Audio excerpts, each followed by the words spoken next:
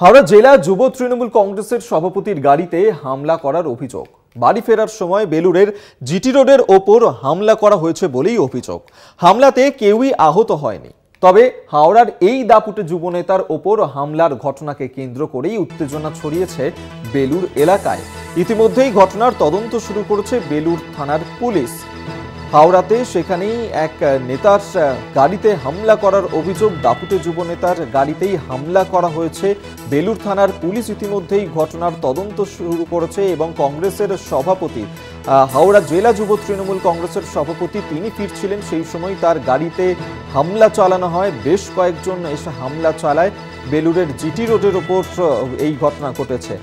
জগন্নাথ সামন্ত আমাদের সঙ্গে টেলিফোনে রয়েছেন প্রতিনিধি, আরো বিস্তারিত জানবো। জগন্নাথ, ঠিক কি কারণে তৃণমূল কংগ্রেসের সভাপতির গাড়িতে এইভাবে হামলা চালানো হলো? কারা এই ঘটনার সঙ্গে জড়িত রয়েছে এখনো পর্যন্ত পুলিশ সূত্রে কিছু জানতে পেরেছে?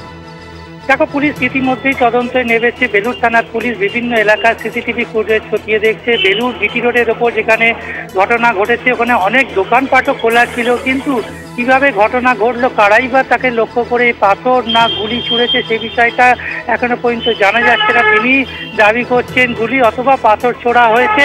সেই গাড়ির কাঁচ একেবারে পেছন দিকে ভেঙে গেছে। তুমি দেখতেই পাবে ছবিতে, কালীঘাট থেকে পরিবারকে নিয়ে পুজো দিয়ে ফিরছিল, ঠিক বাড়ির কাছে বেলুড়ের জিটি রোডের ওখানকার থেকে গাড়িতে লক্ষ্য করে এই আক্রমণ করা হয় এবং 4 জন ব্যক্তি দাঁড়িয়েছিল, দুষ্কৃতীরা দাঁড়িয়েছিল, সেটা অনুমান করা হচ্ছে। তাদেরও তল্লাশি চালাচ্ছে এবং এই আক্রমণে নিন্দা করছে এই তৃণমূল কংগ্রেসের বাকি যে নেতারা রয়েছে এবং এই তৃণমূল কংগ্রেসের হাওড়া জেলার যুব সভাপতি কৈলাস মিশ্রকে লক্ষ্য করেই এই পাথর অথবা এটা গুলি ছোড়া হয়েছে কিনা সে বিষয়ে খতিয়ে দেখছে বেলুড় থানার পুলিশ। তিনি আতঙ্কিত হয়ে পড়ে, পরিবার আতঙ্কিত হয়ে পড়ে।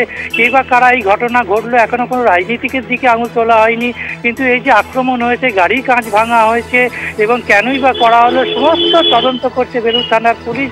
তবে কৈলাস মিশ্র যুব সভাপতি যেটা জানে, কিছুদিন ধরেই তাকে বিভিন্নভাবে আক্রমণ করার চেষ্টা করা হচ্ছে, কেননা তিনি দাপুটে যুব নেতা, তিনি এই এলাকায় কাজকর্মে এবং বিভিন্নভাবে সহযোগিতা এগিয়ে আসে এবং এই ঘটনার সঙ্গে কারা কারা যুক্ত সে বিষয়ে এখনো পর্যন্ত জানা যায়নি, কাউকে গ্রেপ্তারও করা যায়নি। তবে পুরো উত্তেজনা ছড়িয়েছে বেলুড়ে জিটি রোড অঞ্চলে, তবে তল্লাশি করছে বেলুড় থানার তরফ থেকে।